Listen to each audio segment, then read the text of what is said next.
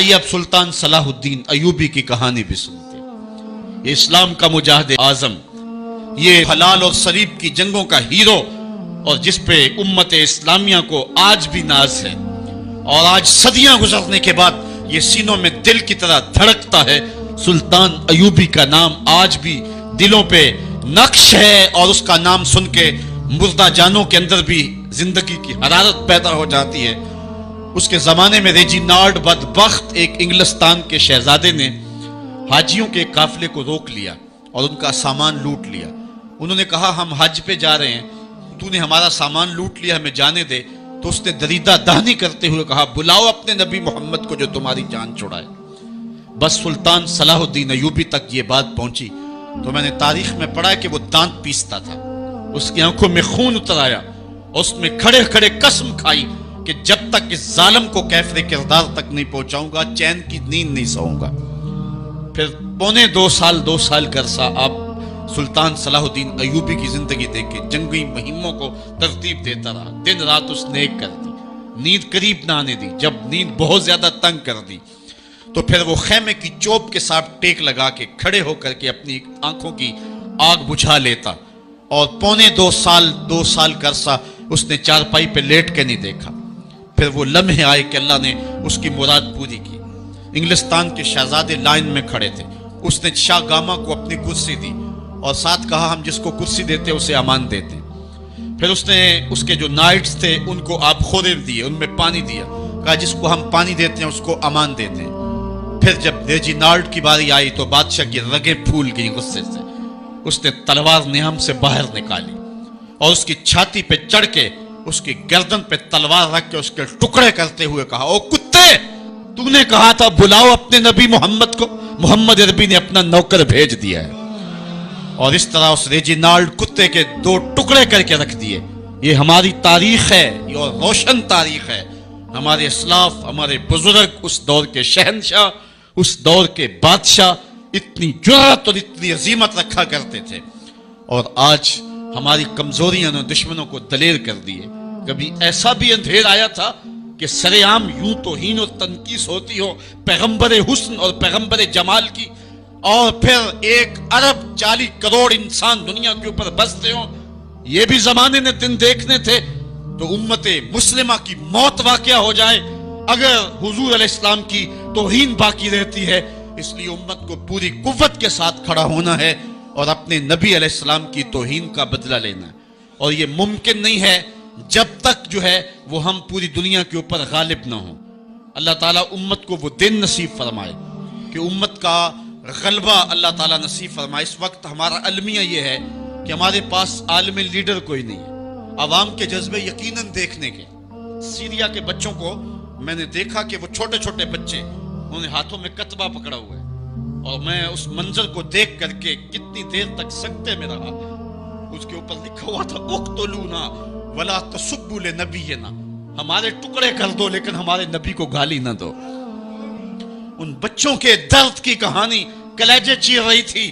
یہ محبتوں کا عالم، وہ اقبال نے کہا تھا چمن میں رخت گل شبنم سے تر ہے، چمن میں رخت گل شبنم سے تر ہے، سمن ہے سبزہ ہے باد سحر ہے، مگر ہنگامہ ہو سکتا نہیں گرم، یہاں کا لالا بے سوزے جگر ہے۔ اس وقت امت بے امام ہے، امت کے پاس جو ہے وہ کوئی ایسا شخص نہیں ہے جو امت کی رہنمائی کرے۔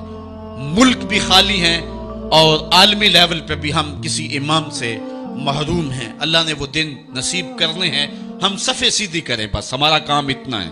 صفے سیدھی کریں گے تو امام بھی اللہ بھیج ہی دے گا، اور وہ وقت آئے گا کہ اس کے جھنڈے نیچے ہم کھڑے ہوں گے۔ اور ہم نے تاریخ میں پڑھا ہے، کتب صحاح میں موجود ہے، بخاری اور باقی کتابیں اٹھائیں، ہمیں اس وقت کی بشارت دی گئی ہے کہ جب اساکر اسلام ترتیب پائیں گے اور پھر امام بھی آ جائے گا، اور پھر امت مسلمہ وہ بانکپن پائے گی کہ صحیح حدیث میں آتا ہے کہ اگر کوئی یہودی کسی پتھر کے پیچھے یا درخت کے پیچھے چھپ کر کے پناہ مانگنا چاہے گا تو وہ پتھر مسلمانوں مجاہدوں کو بول کر کے کہے گا ادھر آ، یہ ظالم میرے پیچھے چھپا ہوا ہے۔ وہ دن بھی اللہ تعالیٰ نے ہمیں دکھانے ہیں، اور پوری امت کے اوپر جھنڈا جھولے گا تو آمنہ کے لال کا ہی جھولے گا انشاءاللہ۔ آ ملیں گے سینہ چاکانے چمن سے سینہ چاک، بس میں گل کی ہم نفس باد صبا ہو جائے گی، شبنم افشانی پیدا کرے گی میری سوز و ساز، اس چمن کی ہر کلی درداشنا ہو جائے گی، آسمان سحر کے نور سے ہوگا آئینہ پوش، ظلمت رات کی سیما پا ہو جائے گی، شب گریزاں ہوگی آخر جلوہ خورشید سے، یہ چمن معمور ہوگا نغمہ توحید سے۔ وہ وقت انشاءاللہ آنے والا ہے، بس ہمارا کام صفیں سیدھی کرنی ہے اور صفوں کو ترتیب دینا ہے، اپنے جذبوں کو مرنے نہیں دینا ہے، اور یہ جذبے اپنی نسلوں میں بھی منتقل کرنے ہیں، اور اپنی نسلوں کو بٹھا کر کے حضور کی عظمت کی کہانی پڑھا کے جانا ہے۔ میں نے سیریا کے ان بچوں کو دیکھا تو میں اپنے بچوں کو بٹھا لیا، میں نے کہا بیٹے پوری دنیا کے اوپر حضور کی ناموس پہ حملہ ہے، بتاؤ ہم کیا کریں گے؟ تو میرا 5 سال کا بچہ ہے، مجھے حمزہ کہنے لگا کہ ابو یہ جو تلوار آپ نے لٹکا کے رکھی ہے بیٹھک میں، اس کے میں پیچ خود کھول سکتا ہوں اور یہ میرے ہاتھ میں دے، ان ظالموں کو میں کاٹوں گا۔ میں نے کہا بیٹے مجھے یہی تجھ سے توقع تھی، اس لیے کہ تیرے جسم کے اندر خواجہ دین محمد مصطفیٰ کی غیرت کا خون دوڑ رہا ہے، اور انشاءاللہ یہ ہماری نسلیں اٹھیں گی اور اسلام کے غلبے کا خواب ہم شرمندہ تعبیر کریں گے انشاءاللہ۔ تو اپنے بچوں کو بٹھائیں اور ان کو بتائیں اور ان کو حب رسول کے جام پلائیں، ان کے اندر محبت رسول انڈھیل دیں اور ان کے سینے کے اندر یہ حرارت پیدا کر دیں، اور وہ امت کے لیے اور نام محمد کے لیے ہر قربانی دینے کے لیے آمادہ ہو جائیں۔ انشاءاللہ وہ وقت دور نہیں ہے جب پوری دنیا کے اوپر اسلام کا جھنڈا جھولتا ہوا نظر آئے گا۔ ہم نے اپنے جذبوں کو ہر صورت بیدار رکھنا ہے، اور اگر انہوں نے توہین کی زبان کھولی ہے تو کروڑوں انسان حضور کی مدح میں زبانیں کھول لیں، صبح و شام وظیفہ درود و سلام کا لبوں پہ جاری کر لیں، اور حضور کے نام کا جھنڈا اٹھائیں۔ یہ گلیوں میں، یہ چوکوں میں، یہ بازاروں میں یہ احتجاج، یہ تو ایک معمولی کیفیت ہے، ہم تو اس سے آگے بھی اگر ہم بے بس ہیں، کر کچھ نہیں سکتے۔ سچی بات ہے، ہمارے اندر جو جذبوں کی کائنات ہے ان کو کچا چبا جائیں کہ جنہوں نے میرے آقا حضور نبی رحمت کی توہین اور تنقیص کی ہے، اس لیے جو ہم سے بن پڑا، جو ہم سے ہو سکا، ہم نے وہ ضرور کرنا ہے۔ وہ کیا کہا تھا سودا نے کہ مجنو لیلا سے بازی نہ لے سکا پر سر تو دے سکا، کس منہ سے کرتے ہو دعویٰ عشق سودا، تم سے تو یہ بھی نہ ہو سکا۔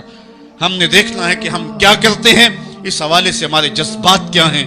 مجھے یاد آئی آج ہمارا سارا دن آج ہمارا کی کہانیاں میرے ذہن میں گردش کرتی رہی۔ ہمارا غزوہ احد کی نامور مجاہدہ ہیں کہ جب بھگدڑ مچی اور کچھ تو خون ہونے لگا اور عجیب کیفیت بن گئی، تو اس وقت حضرت ہمارا خاتون ہے تو اس جنگ میں ساتھ آئی تھی، کس کام کے لیے آئی تھی کہ کوئی زخمیوں کی مرہم پٹی کروں گی، لیکن جب دیکھا کہ حضور تنہا ہے اور تیروں کی برسات ہو رہی ہے، ہمارا تلوار لے کے میدان میں آ گئی، اور حضور نبی رحمت نے فرمایا کہ میں جدھر دیکھتا تھا مجھے ہمارا ہی نظر آتی تھی، اگر ادھر سے حملہ ہوتا آگے ہمارا کھڑی ہوتی، اگر ادھر سے حملہ ہوتا تو ہمارا کھڑی ہوتی۔ میں کہتا ہوں ہمارا، تیرے نام پہ میری نسلیں قربان، جس نے محمد عربی کی آبرو کا پہرا دیا۔ اللہ اکبر۔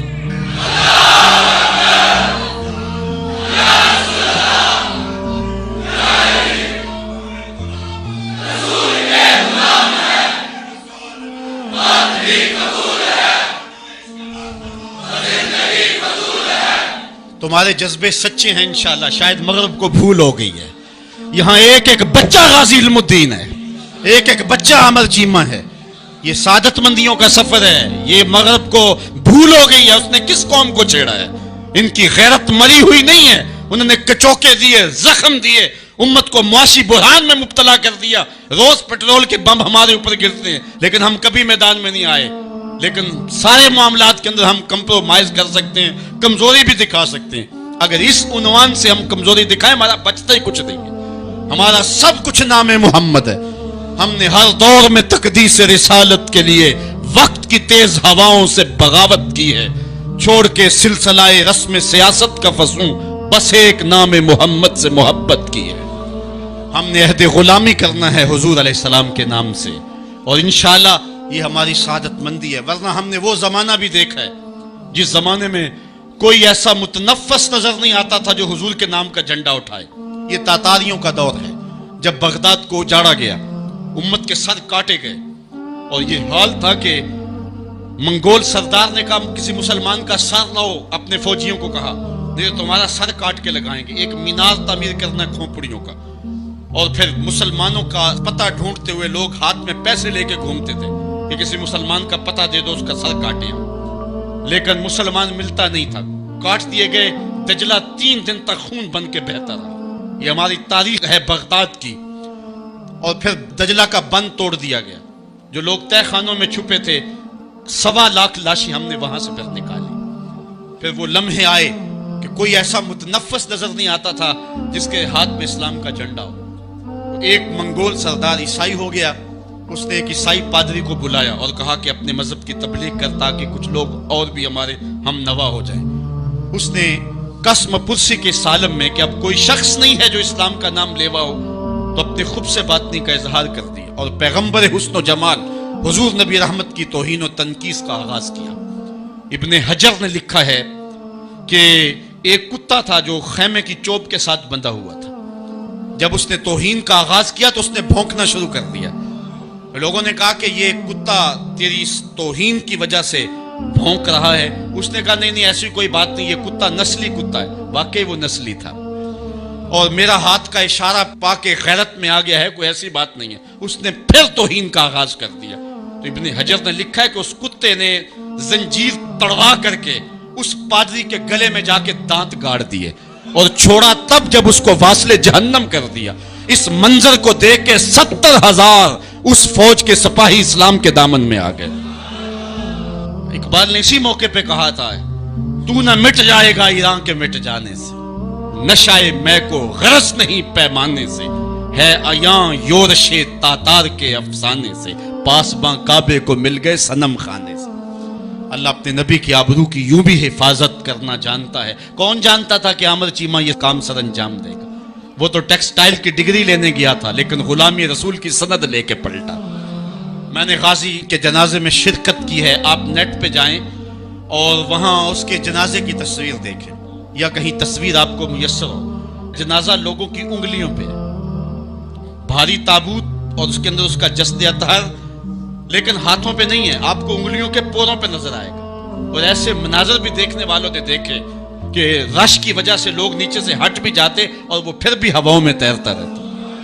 آپ جا کے دیکھ لیں، میں کوئی ہوا میں بات نہیں کر رہا، بالکل انگلیوں کے پورے پہ میں خود شامل تھا، اور میری سمجھ میں اس وقت بات نہیں آتی تھی کہ یہ کیا ماجرا ہے، اتنا بھاری صندوق اور انگلیوں کے پوروں پہ۔